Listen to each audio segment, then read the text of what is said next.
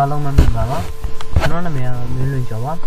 ကျွန်တော်ဒီဗီဒီယိုစီးရီးမှာတော့ C programming နဲ့ပတ်သက်တဲ့အကြောင်းအရာအားလုံးဒီပါအောင်ရှင်းပြပေးအောင်ဖြစ်ပါတယ်။ဘာကြောင့်ကျွန်တော်တို့တွေ C programming ကိုလေ့လာတည်နေလဲဆိုတော့ရှိရင် C programming ဆိုတာနေရာတော်များများသုံးတဲ့ programming တစ်ခုလို့လည်းပြောလို့ရပါတယ်။နောက်ပြီးတော့ C programming ကတခြား programming language တော်များများရဲ့ basis ဖြစ်ပါတယ်။ပြောချင်တာ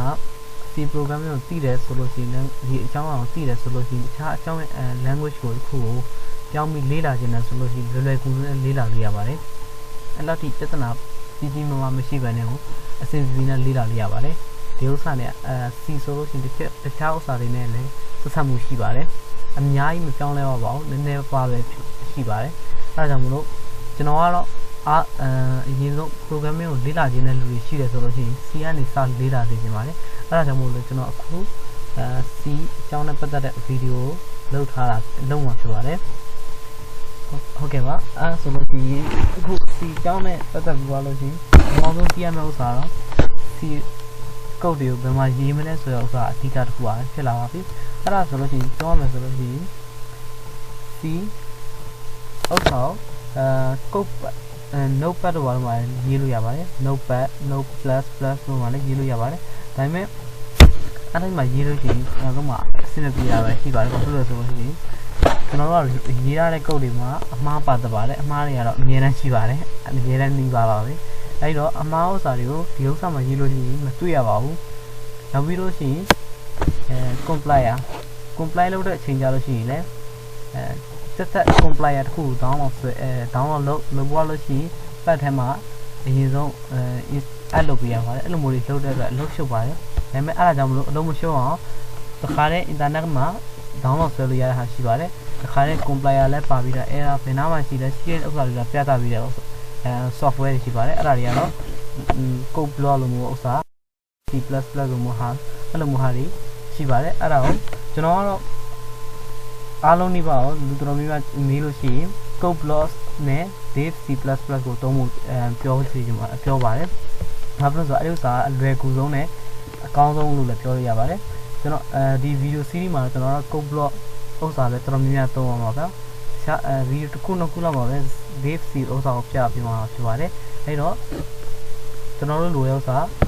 C အကြောင်းလေ့လာဖို့အတွက် code block တစ်ခုပဲရှိပါတယ်။အခုလောတဲ့အတွက်ဒီဗီဒီယိုအတွက်code block ကိုဘယ်လို install လုပ်ရလဲဆိုတော့ပတ်သက်ကြပါမယ်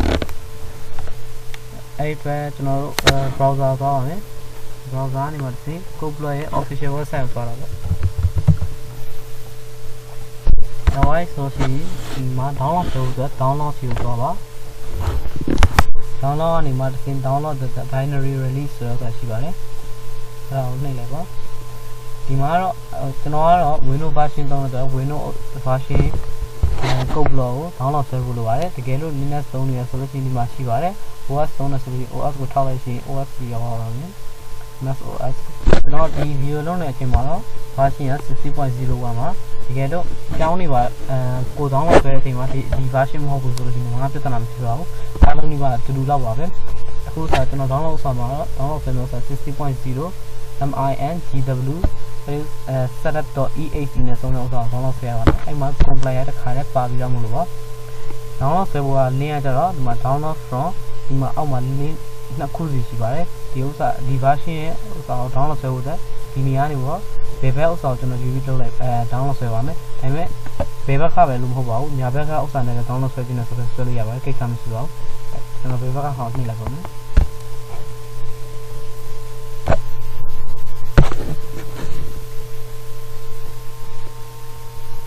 စက္ကန့်ဆောက်လို့ရှိရင် download ဆွဲဖို့အတွက်ပေါ်လာပါလိမ့်မယ်ကျွန်တော်တို့ download ဆွဲပြီးရမလို့ download မဆွဲတော့ပါဘူးဒီဥစ္စာ site ကအဲ့လောက်အကြီးမရှိပါဘူး 80MB ပဲရှိပါတယ် 80MB ကို download နှိပ်ပေါ်လို့ရှိရင်ပြေးသွားတဲ့အချိန်ကြီးဆောက်လိုက်ပါကျွန်တော်တို့ download ဆွဲပြီးရမလို့မဆွဲတော့ပါဘူး close မစဖဲမှာကျွန်တော်ရှိပြီးသားဖြစ်တဲ့အတွက်မှန်ပါမယ် download ဆွဲဖို့အတွက် install လုပ်ဖို့အတွက် yes ကိုနှိပ်လိုက်ပါပြီး next ကိုနှိပ်ပါ agree နှိပ်ပါဒီဥစ္စာတွေအားလုံးအမှန်ချတာပို့လို့ပါတယ်ဒီဥစ္စာလိုတဲ့ဥစ္စာအကုန်လုံးနှိပ်ပါပါပဲ next နှိပ်ပါဒီမှာ location ဥစ္စာနေရာဘယ်နေရာမှာinstall လုပ်ချင်လဲဆိုတာကိုပြောတာပါကျွန်တော်ကတော့ဒီနေရာပဲ install လုပ်မှာဖြစ်တဲ့အတွက် install လုပ်ပြီးတာဖြစ်တဲ့အတွက်လည်းကျွန်တော်မပြောင်းတော့ပါဘူးလုပ်ထားရတယ်အဲ့နေရာမှာမို့လို့ပါ ပြောင်းချင်တယ်ဆိုလို့ရှိရင်နေရာပြောင်းချင်တယ်ဆိုရင်ဒီမှာဒါလေးနှိပ်ပြီးတော့ပြောင်းလို့ရပါတယ် okay install နှိပ်လိုက်လို့ရှိရင်ဒီမှာတော့ကျွန်တော်မှ yes or no ပေါ်လာပါတယ်ဘာလို့ဆိုတော့အခါလေး install လုပ်ပြီးတော့ဖြစ်နေတဲ့အတွက်ကြောင့်မလို့ဒါနေမေးတာပါထပ်ပြီးလုပ်ဖို့ရှိမလားဆိုတော့ကျွန်တော်က no ဆိုပြီးနှိပ်လိုက်ပါမယ် cancel ကဲလို့အဲ့ဥစ္စာမှာကျွန်တော်နေရာမှာမဟုတ်ကျွန်တော်နေရာမှာဟောဆုံးစပြီး install လုပ်လို့ရှိရင်ကြလို့ရှိရင် yes or no ပေါ်ပြမရှိတော့တခါတည်း install တန်းလုပ်သွားပါလိမ့်မယ်ဘာမှပြဿနာမရှိပါဘူးလွယ်လွယ်ကူနဲ့ပဲ install လုပ်ရပါတယ် okay အဲ့ဒါဆိုလို့ရှိရင်ဒီဗီဒီယိုဒီကတော့ပဲခဏပြီးလိုက်ပါမယ်နောက်ဗီဒီယိုကြလို့ရှိရင်ဒီ code block ရဲ့ interface နဲ့ပထမဆုံး program ကျွန်တော်တို့စ run ကြည့်တာပေါ့ဒီဗီဒီယိုကအတင်းအကူအညီဖြစ်စေတယ်ဆိုလို့ရှိရင် subscribe လုပ်ဖို့မမေ့ပါနဲ့ like လုပ်ဖို့လည်းမမေ့ပါနဲ့ကျေးဇူးများတင်ပါတယ်